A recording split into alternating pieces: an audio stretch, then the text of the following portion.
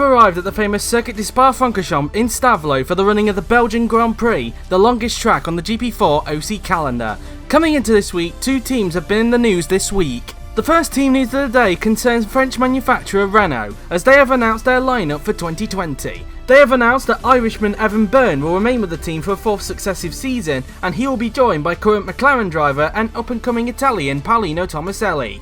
Paolino has had yet another amazing season, with him currently being the best of the midfielders so far. He currently lies 7th in the Drivers' Championship, 15 points ahead of fellow Italian Matteo Catalan, and his current team McLaren lie 4th in the Constructors, 46 points ahead of fellow British team Racing Point. Paolino's highest point this season came in China, where he was able to grab his first ever podium in the top class after an amazing strategy by McLaren and thanks to a bit of luck as well. He did originally put Racing Point down as his number one choice to begin with, however towards the end of the sign-ups, he changed his number one choice to Renault. He'll be looking to continue this momentum into 2020 when he joins his new employers Renault. Meanwhile, his 2020 teammate Evan Byrne has also had another good season, despite a shaky first half of the season. He currently lies 11th in the Drivers' Championship, tied with Alfa Romeo driver Andre Verderi, and his team Renault lies 7th in the Constructors, 5 points behind Toro Rosso. Evan has been gathering some good points finishes in the last couple of races, including at the Hungarian Grand Prix last time out, where he finished the season's best 4th. He'll be looking to continue his good form for the remainder of the season and hope to continue that form into 2020. The announcement by Renault means that the two-time world champion Mckenzie, as expected, will be leaving the team at the end of the season after a frustrating time with the French manufacturer, with a bit of an unknown surrounding his future.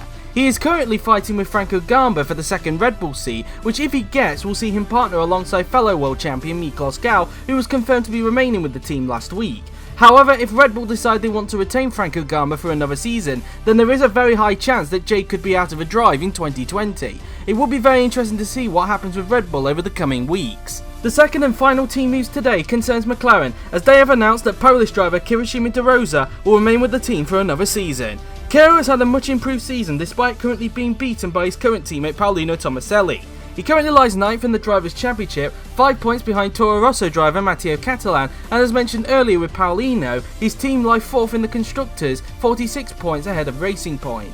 As mentioned a little bit earlier, Kiro has improved on his pace compared to last season, despite getting a podium at Monaco. He has come close this season to getting his second podium, which was back at the Azerbaijan Grand Prix, however he just missed out to the two Hungarians of Mckenzie and Roland Motrin.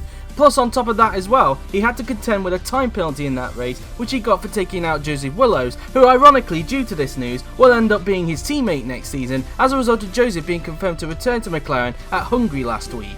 Kiro will be looking to have a brilliant second half of the season and hope to have a brilliant 2020 when he spends another season with the Woking-based team. And that is it for this week's edition of the GP4OC News. The next team news will break at the Italian Grand Prix next week, who will be announced tuned to practice next week at Monza.